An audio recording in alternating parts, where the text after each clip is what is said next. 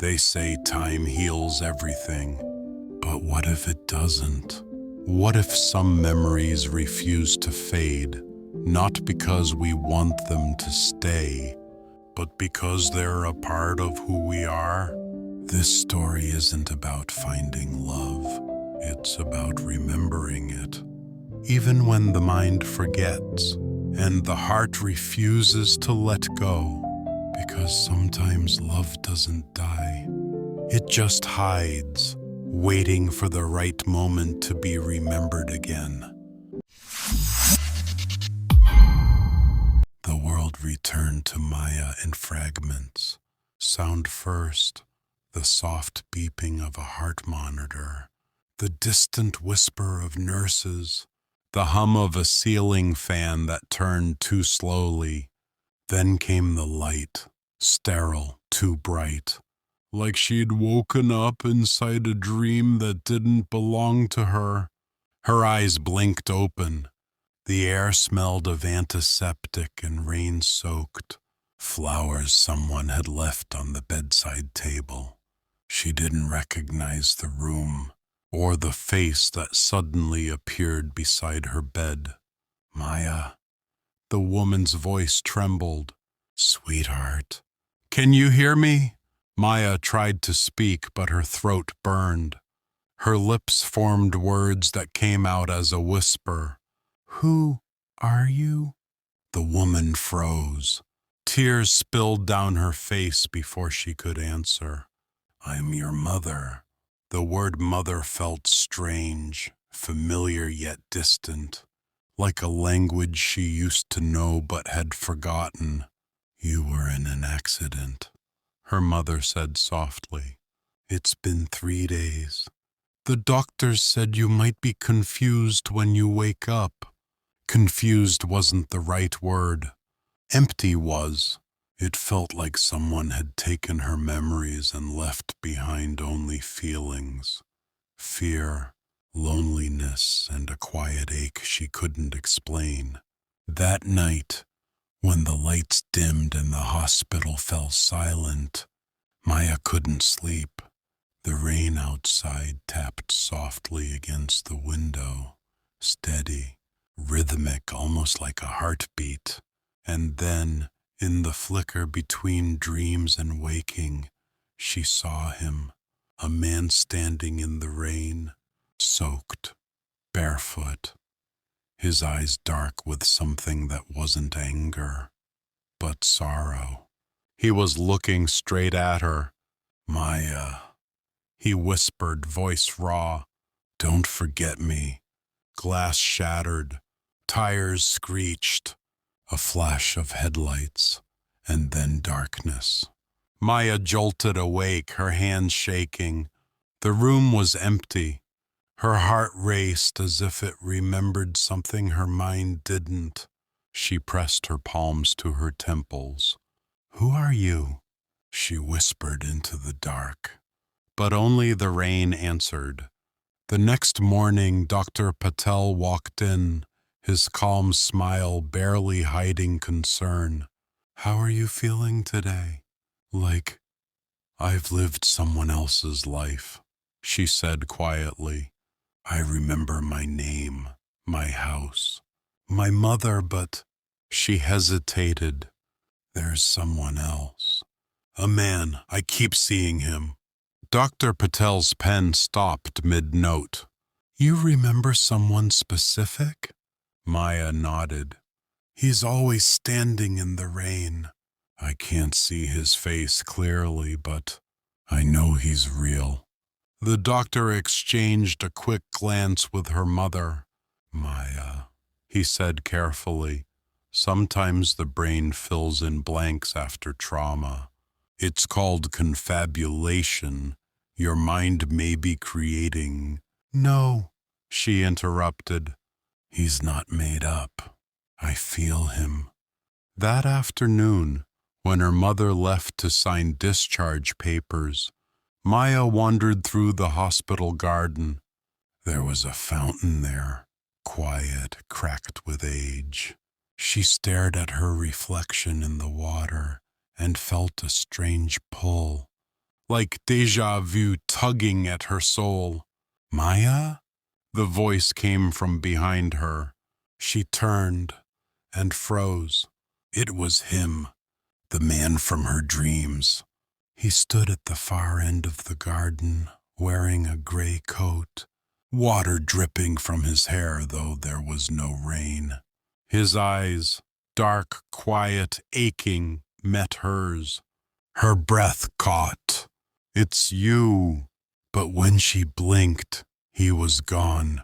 A nurse walked by, glancing at her curiously. "Are you all right, miss?" Maya nodded faintly. "I thought I saw someone." The nurse smiled. "You're not the first. This hospital has a few ghosts of its own." Maya's fingers trembled. Ghosts. The word stayed with her long after she returned to her room. That night she dreamt again. The same rain. The same man. But this time she could hear his voice more clearly. "You promised you'd wait for me, Maya. Who are you?" she cried. "You know me," he said softly. "You just forgot." She reached out to touch him, and the rain turned into blood. She woke up screaming. Her mother rushed in. "Maya, what happened?" Maya's voice broke. "He's real, Mom. I know him. I loved him." Her mother's eyes filled with something heavy. Guilt. "Maya," she whispered, "please stop thinking about dreams. You need rest." But when she turned to leave, Maya caught something. The way her mother's hands shook. The way she couldn't look her in the eye. It wasn't just fear. It was secrets. The next morning, when the nurse came to remove her IV, Maya noticed something strange. A bracelet on her wrist. It wasn't hospital issue. Silver, worn. Engraved with 2 letters, E+M. She stared at it, a chill running through her spine. She didn't remember ever wearing jewelry. Her mother entered and froze when she saw it. "Maya, where did you get that?" "It was on my wrist." Her mother's face went pale. "That's not possible." "Why?" "Because," she swallowed hard, "because that bracelet belonged to Ethan." Maya's heartbeat stopped for a moment. The name felt like lightning. "Ethan." The same voice. The same eyes. "The man in the rain." "Who is Ethan?" she whispered. Her mother's eyes filled again. This time with something she couldn't hide anymore. "Maya, Ethan died 2 years ago." The hospital corridor felt longer that morning, as if the walls themselves were listening. Maya walked slowly, her fingers brushing the cool surface, her mind echoing with one word, Ethan. She didn't remember him, but the name felt like a pulse beneath her skin. Her mother followed behind, silent and tired. "Mom," Maya said at last, "why didn't you tell me about him?" Her mother's footsteps stopped. "Because, Maya." It hurt too much. Hurt too much for who? "You or me?" Her mother looked away. "For both." Maya folded her arms. What was he to me? There was a long pause before the answer came. "He was your fiancé." The word hit like thunder. Fiancé. So the man in her dreams wasn't a stranger. He was someone she had promised forever to, and somehow forgotten. That evening when she returned home, everything felt like walking through an old photograph. The house smelled the same, lavender candles, the faint scent of cinnamon, but every corner seemed to whisper his name. In her bedroom, she found a small box on the nightstand. Inside were photographs, folded letters, and a sketch of two hands intertwined. At the bottom there was a note. If you ever forget, follow the sound of the rain. Her heart raced. That phrase, she'd heard it before. In her dreams. Later that night, Maya sat by the window, watching a storm roll in over the city. Lightning flickered in the distance, and thunder rumbled softly like an old memory returning home. She closed her eyes and whispered his name. Ethan. For a moment, nothing. Then a shadow moved outside, a figure standing beneath the streetlight, unmoving. Her breath caught. He raised his head, and even from the second-floor window, she saw his face clearly this time. The same dark eyes, the same sorrow. Ethan, she whispered again. He didn't move. He just looked at her and then vanished, swallowed by the rain. The next morning she told her mother what she saw. Maya, her mother said, voice trembling, you have to stop this. Ethan is gone, but I saw him. Her mother's lips pressed tight. Sometimes the brain creates what the heart misses. You need to accept it. Maya stared at her for a long time. Then why won't you tell me how he died? Her mother froze. Because, she said quietly, some memories aren't meant to be remembered. Later that day, Maya went through the old letters in the box. Most were signed with E, but one caught her attention, dated 2 days before the supposed accident. If anything ever happens, don't believe what they tell you. Follow the rain, Maya. It will take you where I am. S.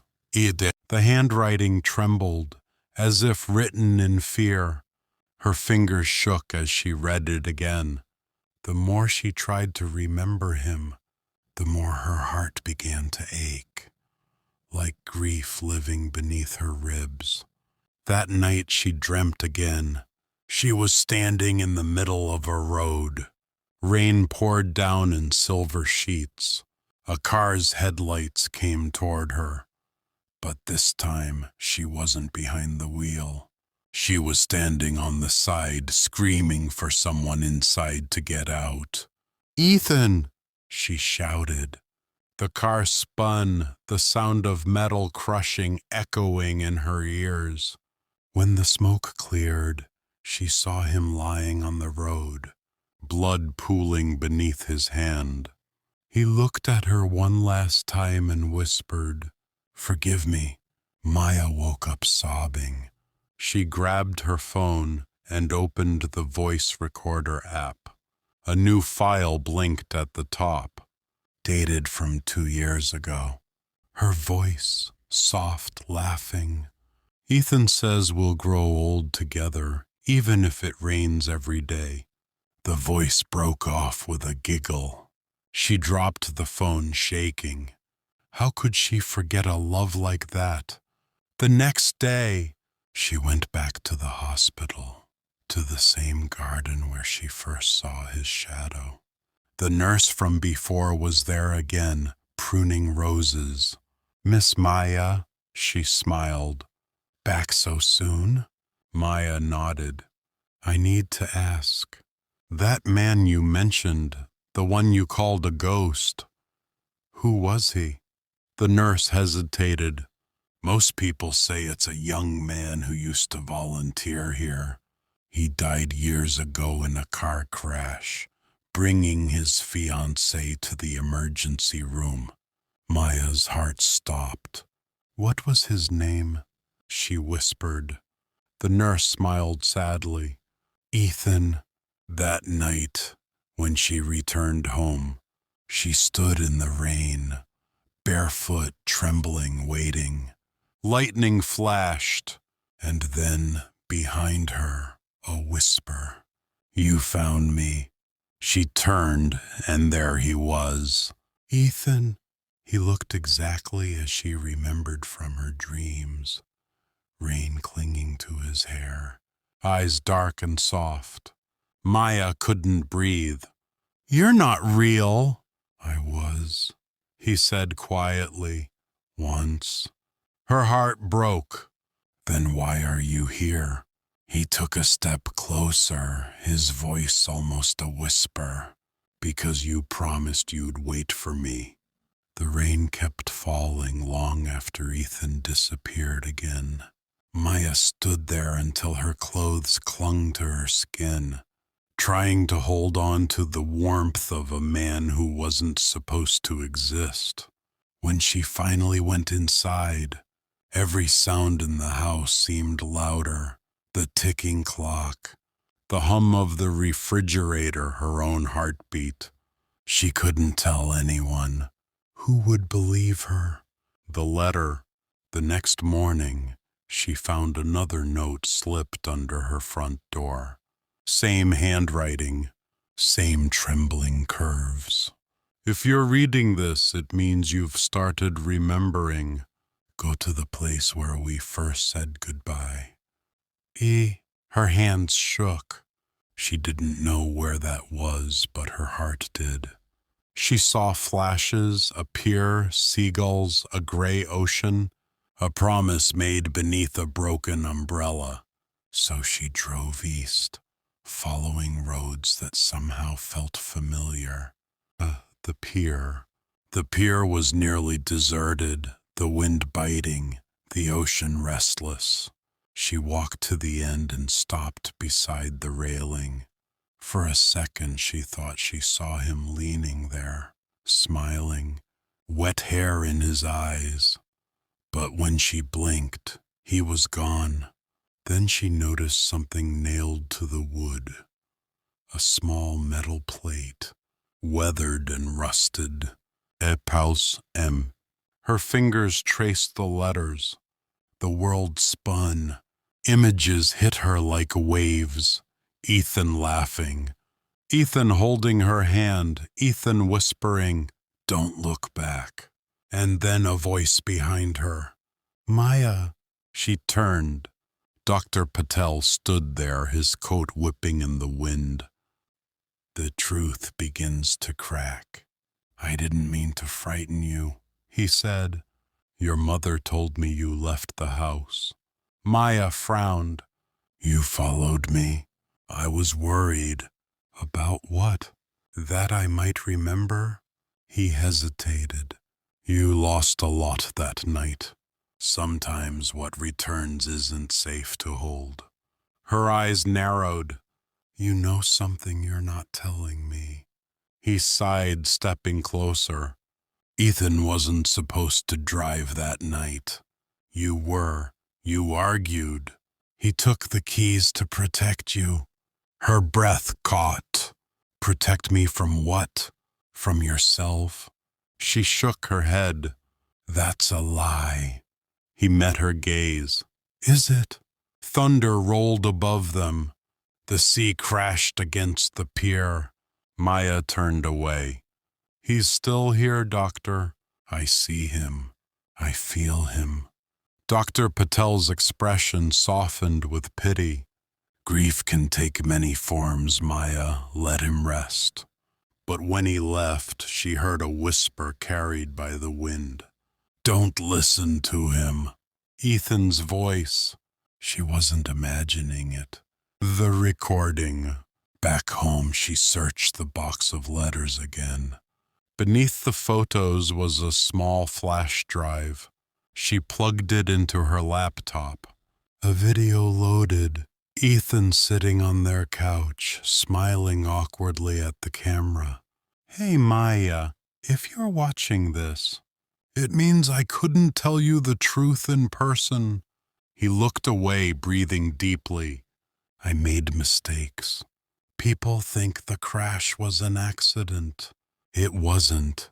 The screen glitched. Static hissed. "They wanted to separate us. They said I was dangerous. But I'd never hurt you. You know that. He smiled sadly. If something happens to me, follow the rain. The video cut off. Maya sat frozen, tears blurring her vision. Who were they? The shadow.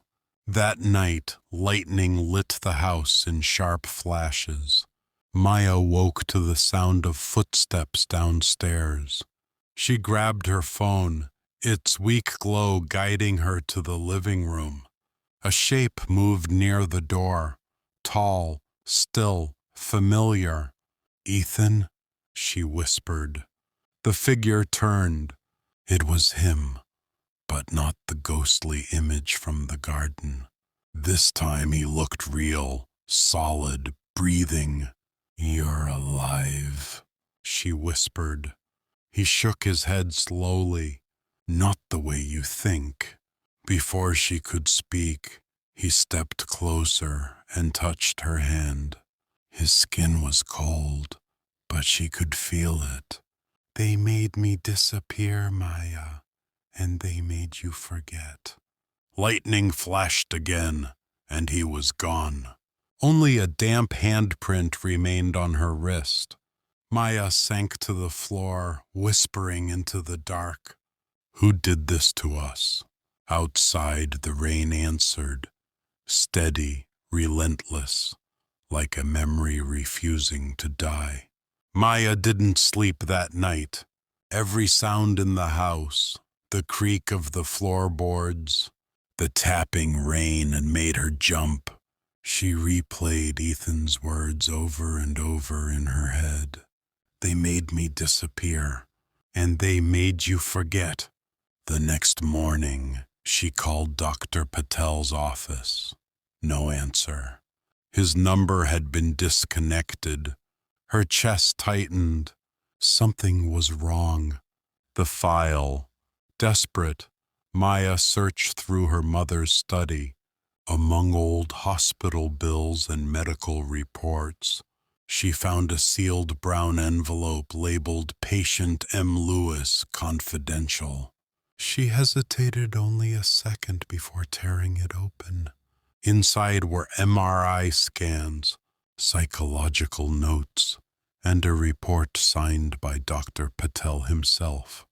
The words made her blood run cold. Subject experienced induced amnesia following experimental memory suppression procedure.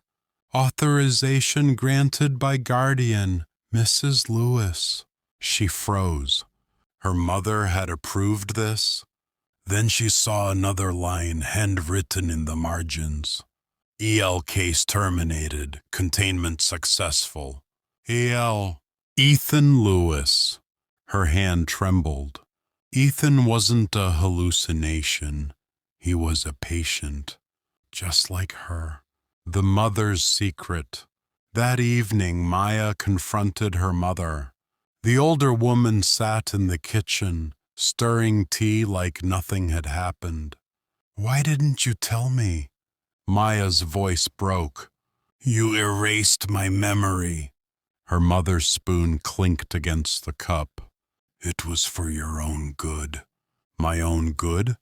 You let them experiment on me. You don't remember what he did, her mother whispered.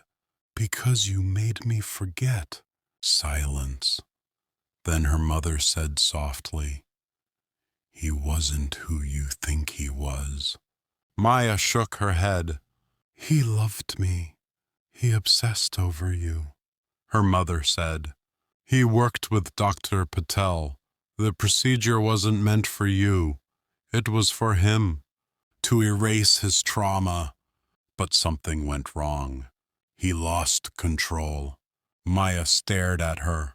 You're lying. I wish I were. Her mother whispered, tears falling. That night he tried to destroy everything, even himself. You were in the car when it crashed. No. Maya backed away.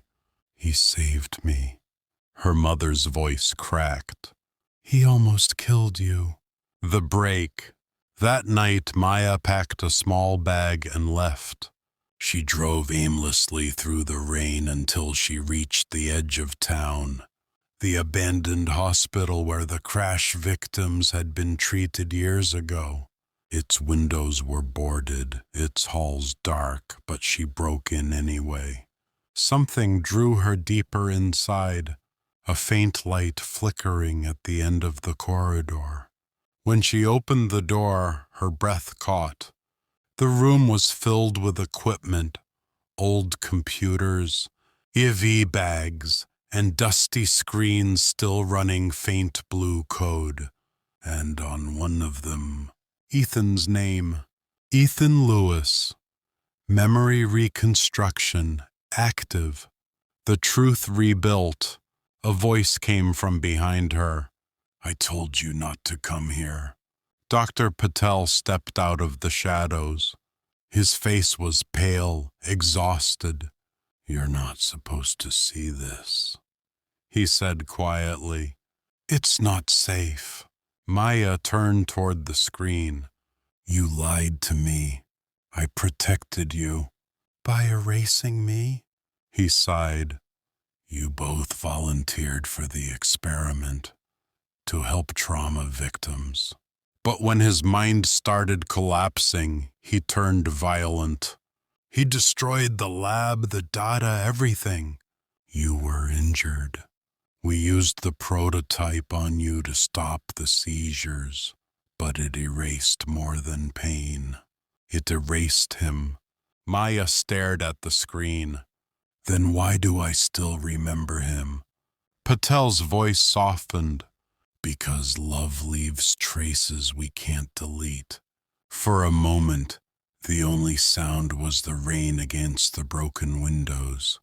Then the computer beeped. File reconstruction. 87%. Maya's heart raced. What happens when it hits 100? Patel whispered. He comes back. The awakening. The lights flickered violently. The machine's word.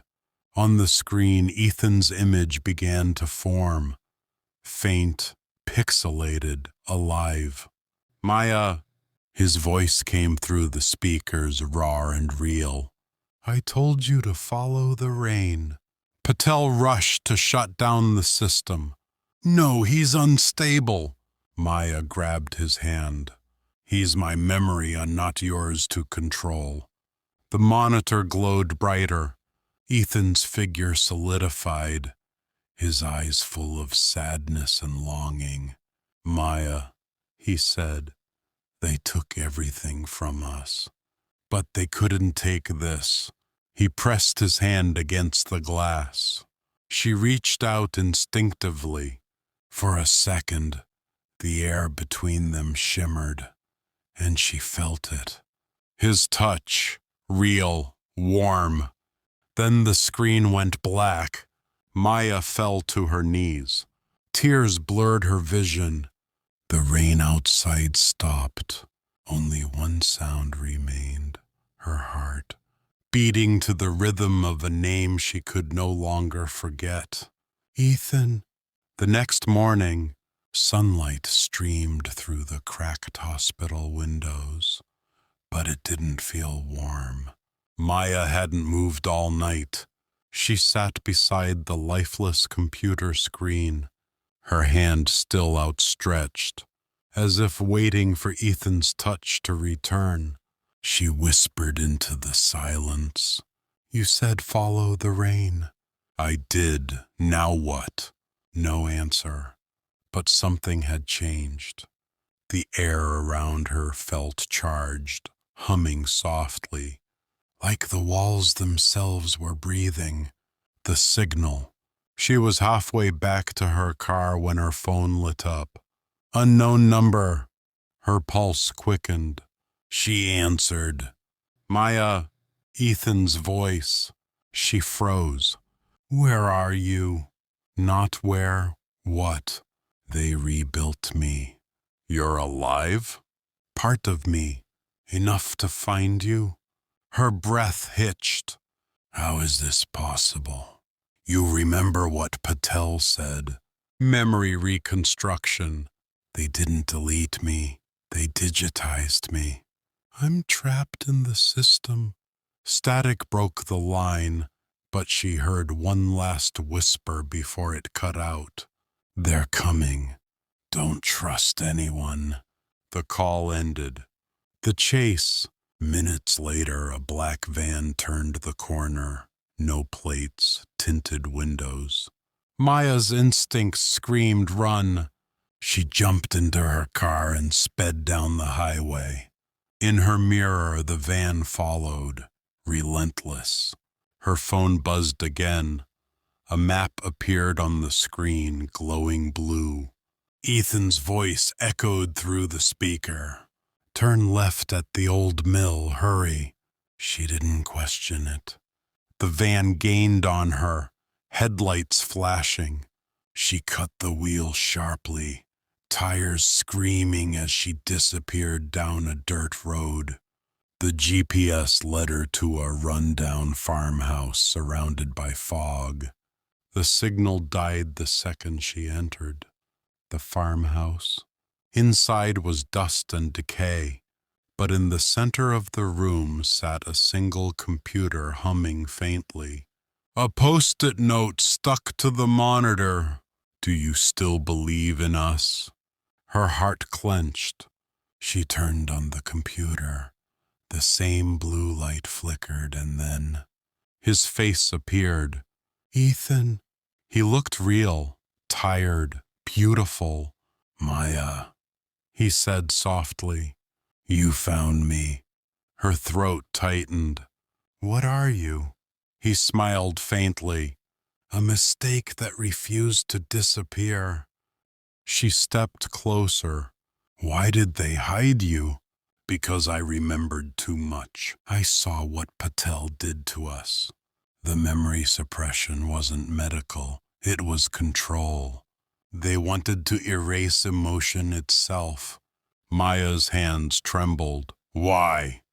Because love can't be programmed, and they feared what it could make people do. The confession.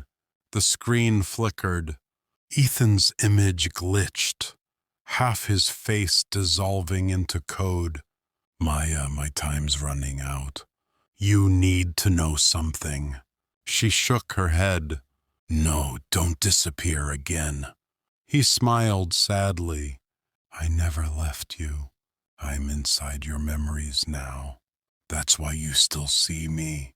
Her tears fell freely. He reached out. His hand met the glass again. The screen sparked, light spilling across her face. The procedure linked us. You're the only one who can bring me fully back. But if you do, you'll lose a part of yourself. Her breath caught. What part? Your peace. For a moment's silence. Then she whispered, I'd rather live haunted than forget you again. The awakening. She pressed her palm to the screen. The computer flared with light. Electricity rippled through her body. Memories flooding in like a storm. Flashes, laughter in the rain, the crash, the hospital, and Ethan's voice. Remember me, Maya, don't let them win. The power cut out. When her vision cleared, the monitor was dark. But someone stood behind her. She turned slowly. Ethan, real, flesh, breathing. Her heart stuttered. You're... He smiled faintly. I told you I'd find my way back. She ran to him, feeling his warmth, his heartbeat against her cheek. No code, no machine, just him. How? She whispered. He looked down, eyes glimmering. You remembered enough to rebuild me. Outside, thunder rumbled again. The rain had returned, soft, endless, eternal. And for the first time, Maya didn't fear it. She whispered, Welcome home. Ethan smiled. Home was always you. The rain had stopped, but the air still smelled of electricity. Maya sat on the edge of the farmhouse bed, watching Ethan, alive, real, warm, move through the room like someone discovering his body for the first time. He touched the wooden walls, the old mirror, the faint light filtering through torn curtains. Everything seemed new to him, and yet his eyes kept returning to her, as if she was the only thing keeping him tethered to this world. The edge of reality. Are you really here? Maya whispered. Ethan smiled softly. Does it matter? It matters to my heart. Then yes, he said, stepping closer. For as long as you believe in me. She touched his cheek. It was warm, but the air shimmered faintly around him. Her fingers sank through light for a second before finding skin again. Her voice trembled. You're fading. I'm holding on, he said. But the link between us, it's unstable. The more I stay, the weaker you become. What do you mean? You're the source of my code now. My existence feeds on your memories. Maya's heart clenched. Then take them. Take all of them. He shook his head. If I do, you'll forget again. And I can't live with that. The algorithm of love. They sat together in silence as the old clock ticked. Outside, the world felt still, as if time itself was waiting to hear their decision. Ethan finally spoke. There's a way to make me permanent, to anchor me in the physical world, but it requires full synchronization. Maya frowned. What does that mean? He hesitated. Your consciousness would merge with mine. Two minds, one existence. She laughed softly through tears. So I'd become part of you. He nodded. And I'd become part of you. No separation, no forgetting, just us. She stood, trembling. What happens to my body? He looked down. It sleeps forever. The choice. Maya walked to the window. The storm clouds were breaking apart, sunlight spilling through. A world that had once felt empty now looked alive, raw and real. And yet she felt like a ghost in it. Behind her, Ethan said quietly, You don't have to choose me. You can live love again. You deserve that. She turned. How can I live without the only part of me that feels real? He smiled sadly. You already have. You just forgot. Tears blurred her vision. I don't want to forget anymore.